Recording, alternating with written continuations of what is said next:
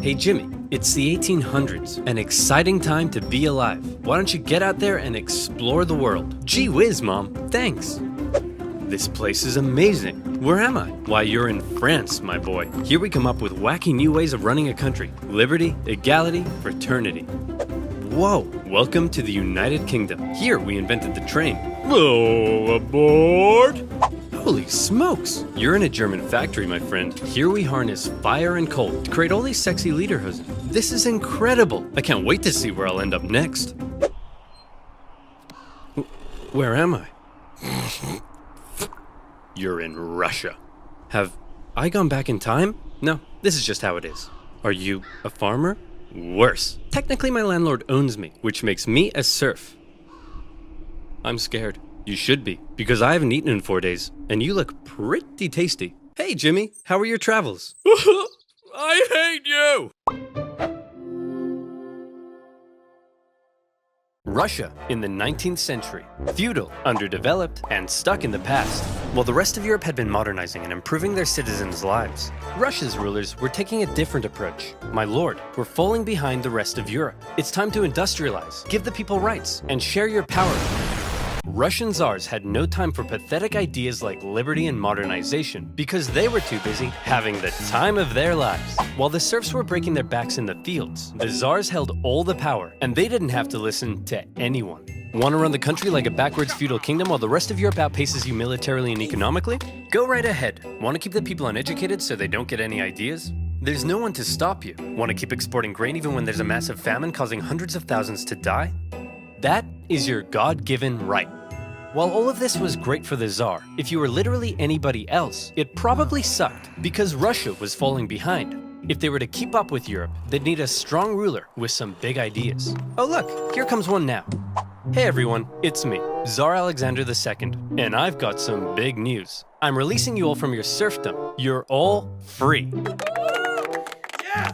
Yep, I'm the best. Oh, there is one thing though. I spoke to your local lords and they weren't happy about losing all their free labor. So as a compromise, you're all gonna have to pay them back a near impossible amount of money for the next 49 years. Expect your lives to barely change.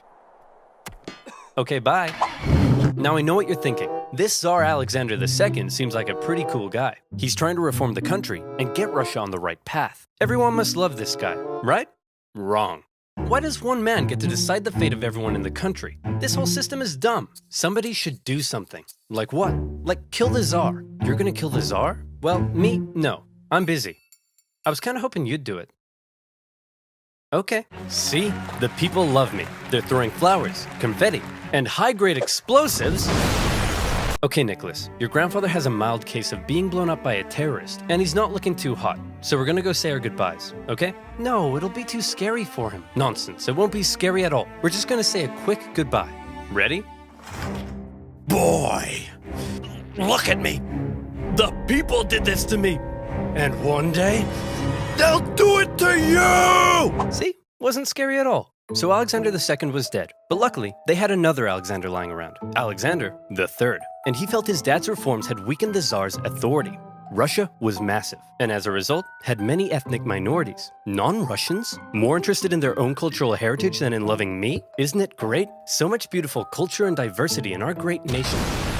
Alexander thought all these minorities should be a little more Russian, and thereby loyal to him. So he repressed religious minorities. He repressed non-Russians. He introduced the Okhrana, a secret police force that repressed anybody who thought having a Tsar was dumb. If Alexander II was the great reformer, Alexander III was the great repressor. Now that's how you run a country. Hey Dad? Ugh, great. It's my son Nicholas, who I like to call a girly girl because he's so weak and pathetic. When are you gonna grow up? You still look like a girly girl to me. But Dad, I grew a beard. Yeah, an ugly girly girl beard. If Nicholas was to one day be Tsar, he needed his dad to teach him how to run the country. But his dad instead suggested that Nicholas go somewhere else. So Nicholas went to Japan, got an edgy dragon tattoo, had his head sliced off by a policeman, and then came home. Now will you teach me how to rule?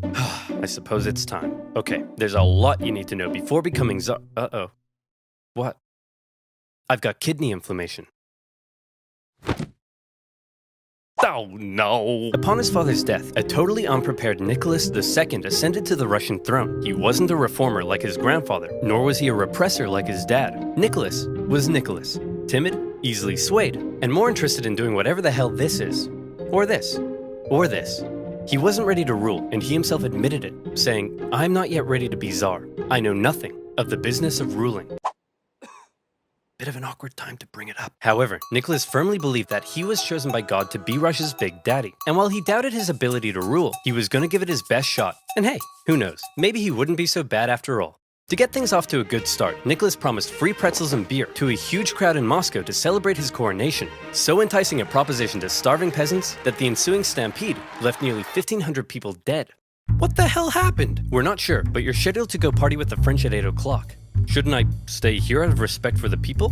When have Russian czars ever respected the people? Nicholas's decision to go party with the French immediately tarnished his image. Some were calling him Nicholas the Bloody. The czars had been partying hard at the expense of the people for long enough. They'd emancipated the serfs, but failed to lift them out of poverty. They used their secret police to crack down on anyone who might criticize them, and they'd failed to modernize and give the people rights, something the rest of Europe had begun doing over a century ago. The rule of the czars was quickly becoming outdated, and more Russians began wondering if there was a better way. For many, the solution was simple. Just look to the West. Republics, democracies, and constitutional monarchies galore. But a small growing group rejected that for an even better idea, a little something they called communism. Take Vladimir Lenin, an intelligent member of Russia's middle class, and also a massive ill-tempered jerk. If you disagreed with him about anything, he wasn't afraid to call you out. "You fat-headed, simple-minded, vapid, cockeyed imbecile! Tenderheart Bear is a far superior Care Bear to Bedtime Bear!"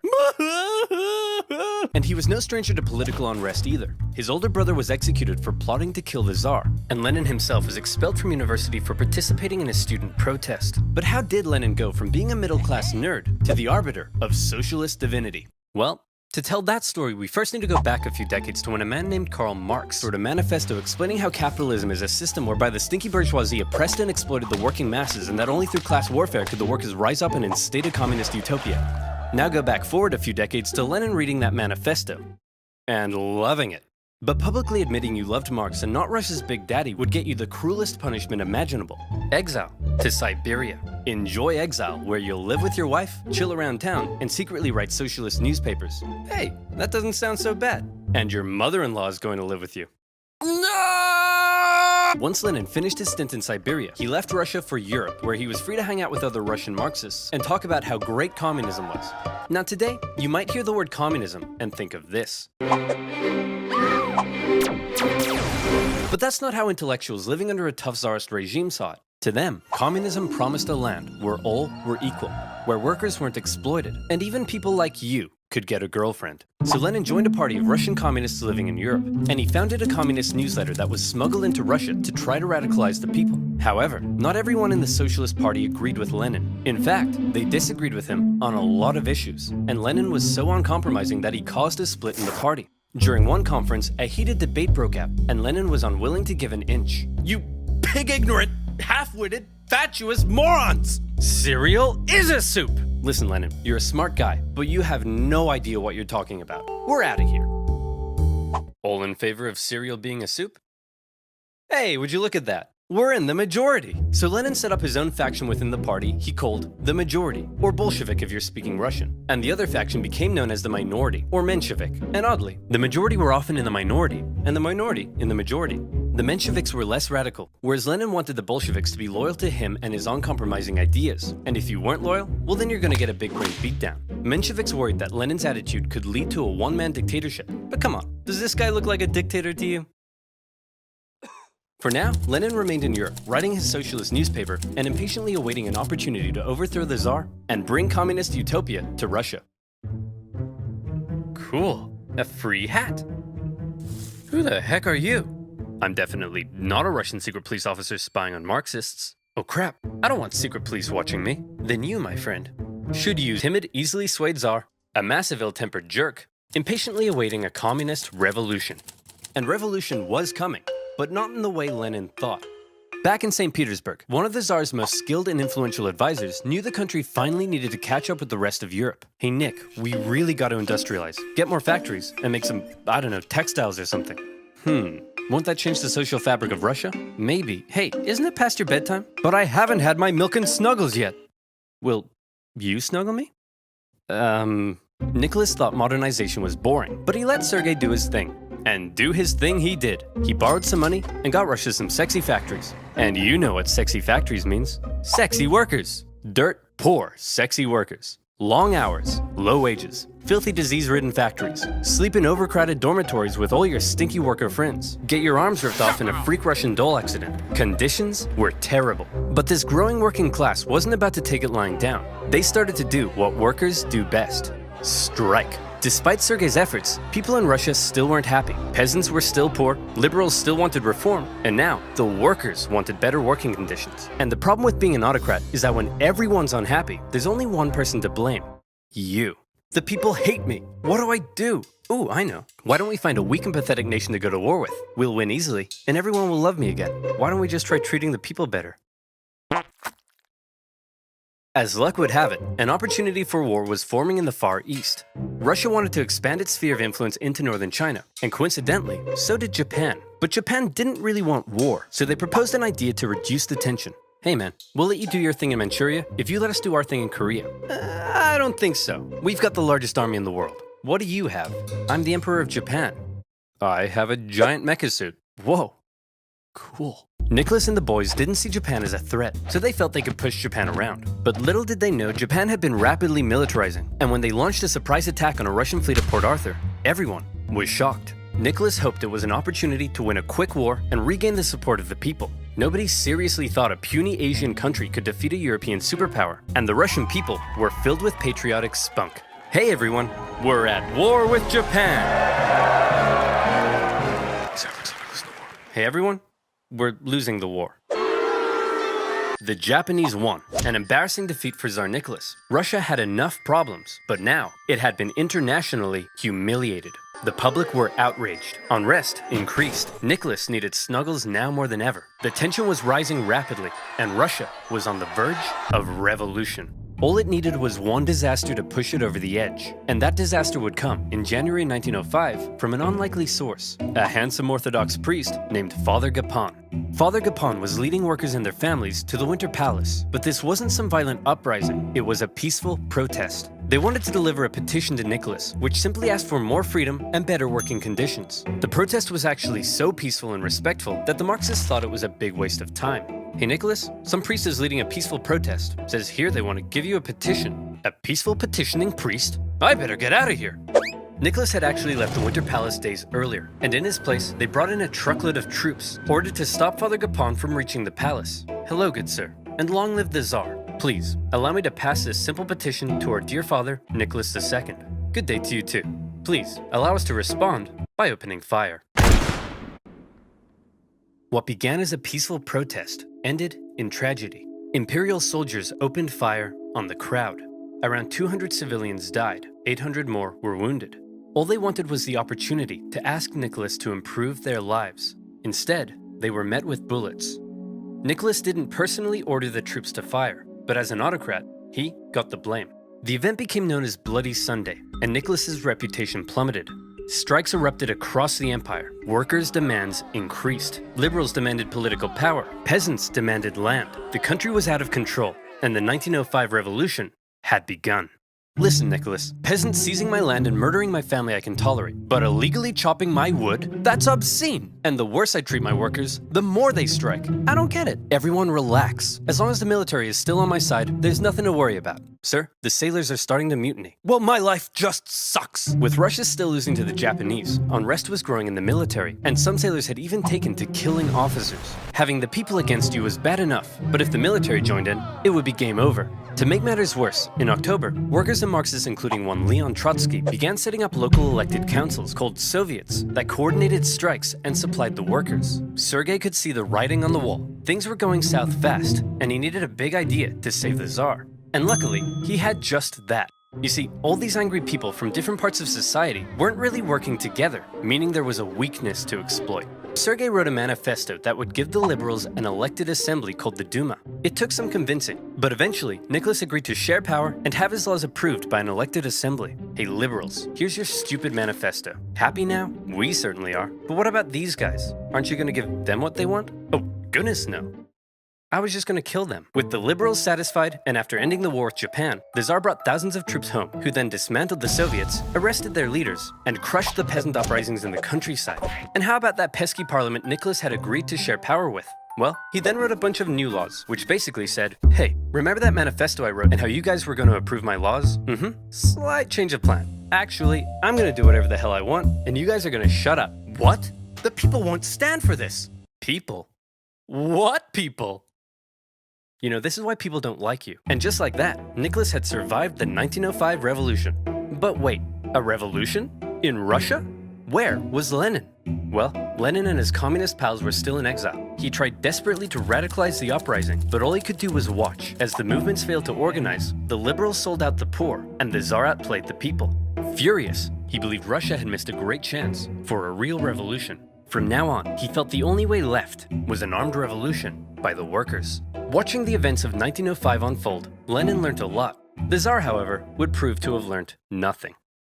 After the 1905 revolution had failed, the Tsar's new top man was Pyotr Stolypin, and he had big ideas to prevent any more chaos. Step 1, reform agriculture. This'll make the peasants love you. And step 2, we'll kill anyone who doesn't. To discourage any more revolutionary ideas, Stolypin began to crack down even harder on the Tsar's opponents, and thousands were sentenced to death.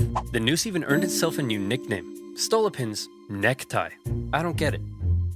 Oh, I see, because it goes around my neck. That's so funny.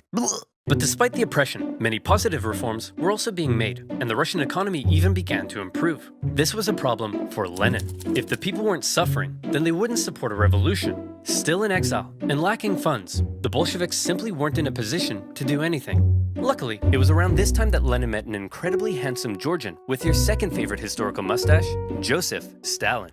Lenin and Stalin met at a communist convention in Finland, and Lenin liked Stalin because he was a real go-getter and was great at fundraising for the Bolsheviks. And by fundraising, I mean kidnapping, robbing, extorting, bribing, ransoming, assassinating, prison breaking, stealing, bank raiding, executioning, and stealing again. Hey Stalin, the Mensheviks aren't so hot in all this stealing, but we still need money. So the next time you do a big heist, just do it quietly. Okay, quietly. Got it. If this isn't quiet, I don't know what is. Stalin's wacky antics eventually got him exiled to Siberia, but he had established himself as a big balls Bolshevik. However, no amount of Bolshevik balls could stop what was happening. The Russian economy was making a recovery. For the Tsar, things were looking up. This is great. All Nicholas has to do is sit back and not mess anything up. Hey everyone, big news. I'd like to introduce you to my new best friend. He's a crazy, drunken, beardy, horny, scandal-ridden magic wizard man, and he smells like a goat. We're screwed. Rasputin. A dirt-poor peasant from dirt-poor nowhere. But unlike all the other dirt-poor peasants, Rasputin had holy healing powers. And when this holy mystic wandered into St. Petersburg, people began to notice. He quickly became famous, and word of this mystery man and his healing hands made its way to the royal palace. The appearance of a holy homeless healer was of great interest to the Tsar and his wife. As far as royals go, they weren't that inbred, but they were just inbred enough for their son Alexei to get hemophilia. Or in layman's terms, Mamma mia, that's a lot of blood! Knowing Rasputin could heal people, in 1906, Alexandra asked for Rasputin to come and see if he could cure their son. And crazy as it sounds, Rasputin did heal Alexei, possibly by taking him off his doctor-prescribed aspirin. Having seemingly done the impossible, Rasputin became very, very close to the royal family. But having a crazy homeless wizard man hanging around wasn't a good look for the Tsar, because Rasputin was freaky. Not only was he a big fan of alcohol, but he'd also throw these crazy parties with Russian nobility, where he'd and all night long, and then he'd his whole head hypnotic eyes, and nobody knew how the goat got on the roof. Initially, the press were banned from talking about Rasputin, but eventually, the ban was lifted, and the tabloids went to town. The whole thing was a huge scandal, and everyone was freaked out that this guy was influencing the Tsar and his wife. Nicholas could have spent this period of relative peace improving his image. Instead, he spent it doing this. But as weird as the whole Rasputin thing was, so long as the economy continued to improve and the people's lives kept getting better, maybe Nick would be okay. Maybe there would be no more revolutions. Maybe this video could even end right here. Or maybe things were about to get worse. A lot worse. You see, the year is 1914, and that means it's time for World War I.